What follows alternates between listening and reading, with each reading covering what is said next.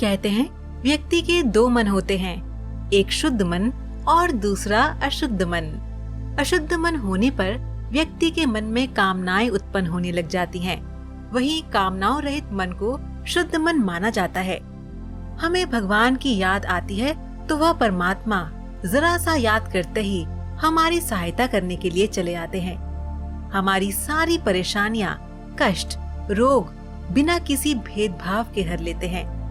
लेकिन अक्सर बहुत लोग इस बात को कहते हैं कि उनका पूजा में ध्यान नहीं लगता, या फिर जब भी वे पूजा करने की कोशिश करते हैं तो उनका ध्यान अन्य दूसरी बातों की तरफ भटकने लगता है और फिर उन्हें शर्मिंदगी का एहसास होता है।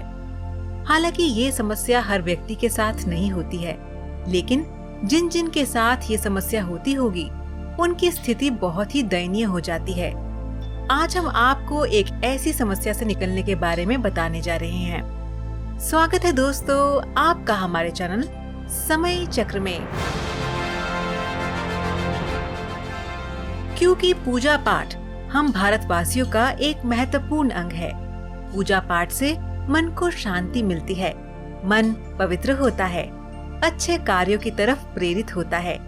लेकिन आज हम बात कर रहे हैं उन लोगों की जो भगवान की पूजा करना तो चाहते हैं, लेकिन जैसे ही वे ध्यान लगाना शुरू करते हैं या कोई पाठ करना शुरू करते हैं तो पता नहीं कहां से उनके मन में गलत विचार आने लगते हैं और वे इन विचारों को अपने मन में आने से रोक भी नहीं पाते, अपने मन पर काबू नहीं कर पाते। वे कितनी भी कोशिश करें इन विचारों से बचने की कि उनके मन में कोई बुरे विचार ना आए और वे सच्चे मन से ईश्वर की पूजा कर सके, परंतु वे नहीं कर पाते। और कभी कभी तो ये विचार इतने गंदे होते हैं कि जिसमें काम वासना की झलक होती है, और तुरंत जब व्यक्ति को ये ध्यान आता है कि वह पूजा में है, परमात्मा की तस्वीर के सामने, तो उसे अपने आप से ही घिन होने लगती है। वह सोचता है कि मैं कितना बुरा इंसान हूँ कि कुछ पल के लिए भी अपनी इंद्रियों को अपने बस में नहीं रख सकता, 2 मिनट के लिए भी सच्चे मन से ईश्वर में ध्यान नहीं लगा सकता, और वह इस कारण पूजा पाठ बंद कर देता है और भगवान से दूर चला जाता है। हालांकि चिकित्सा में इसे OCT की समस्या भी कहते हैं। ये एक प्रकार का मानसिक विचार है जो दवाइयों के द्वारा ठीक हो जाता है। लेकिन दर्शकों, सिर्फ इस कारण कि व्यक्ति अपना ध्यान पूजा में सही ढंग से नहीं लगा पाता और वह पूजा करनी बंद कर देता है, ऐसा तो नहीं होना चाहिए, क्योंकि ईश्वर तो सब देखता है। ईश्वर से किसी के भी मन की सोच नहीं छुपी हुई है। वो तो सब जानता है कि कौन उन्हें सच्चे मन से पूजता है। यदि किसी व्यक्ति के मन में हिचकिचाहट भी होती है तो भी ईश्वर समझ जाते हैं, क्योंकि यदि व्यक्ति ईश्वर से अपनी गलत सोच के लिए माफी मांगकर उन्हें कुछ पलों के लिए सच्चे मन से याद करता है तो ईश्वर भी उस व्यक्ति से हुई गलती को माफ कर देते हैं।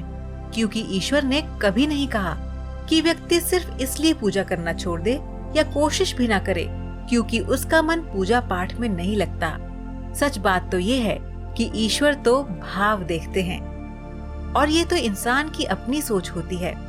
आपका जो मन है वो आपसे, आपके दिल से अलग सोचता है, और आपका दिमाग आपको वो सोचने पर मजबूर कर देता है। तो इसलिए आप अपने आप को दोषी ना समझें। आप अपनी पूजा पर विश्वास रखें। किसी भी स्थिति में आपको पूजा पाठ बंद नहीं करनी चाहिए।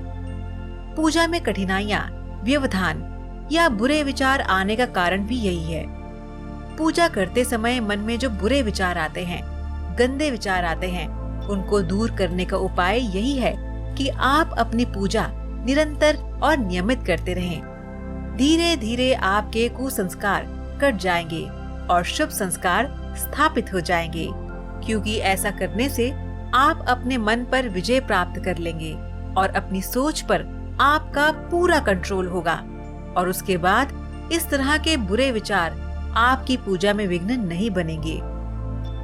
तो दर्शकों, आज का सवाल आपके लिए ये है कि क्या आप बता सकते हैं कि पूजा में सबसे पहले गणेश जी का नाम ही क्यों लिया जाता है?